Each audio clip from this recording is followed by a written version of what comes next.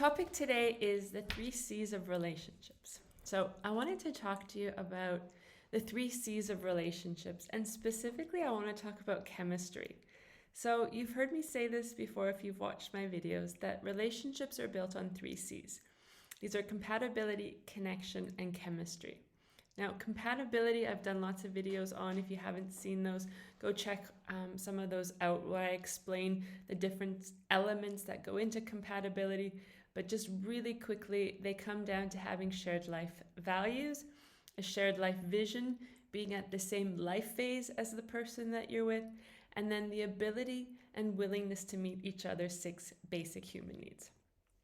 Connection is that feeling you have when you meet somebody and you just feel like you've known them forever. You really understand each other. You're on the same wavelength. And then chemistry comes down to all these neurobiological factors that play into attraction.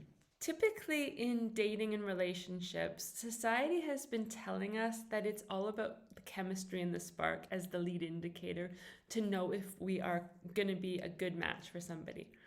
I really encourage you to flip that on its head and to lead with compatibility first, connection, it's either there or it's not, and then finally to check the chemistry. Now, why do I encourage this? Well, the thing is people have experienced this. I'm sure you've experienced this yourself, right? When you meet somebody and you get physically intimate very quickly, you can get very attached to that person. This is neurobiologically predetermined that we attach. We have certain hormones in our body that lead us to become attached to somebody so that we can, go through a pregnancy and bear children and reproduce. And women have much more of this hormone. It's called oxytocin, if you've heard about it. It's called the bonding hormone, the coupling hormone. There's lots of different names. So basically what it does is it gives you this feeling of love and connection, so you stay with your partner.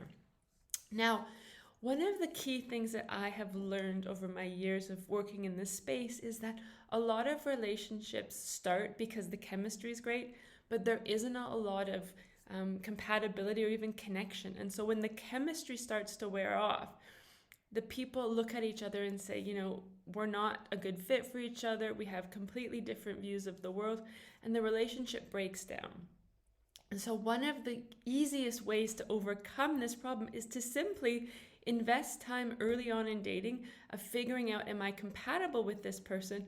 And then leaving the chemistry to the last piece. So you want to have chemistry. It's absolutely important that in an intimate relationship, you've got the passion. But when you leave it after you've determined whether or not you're compatible, then you're in a much better position to make sure you're choosing a partner who's going to be a suitable long-term companion, partner, lover, all those things for you. And so I really recommend delaying, getting physically intimate with someone until you've been able to check those boxes of compatibility, right?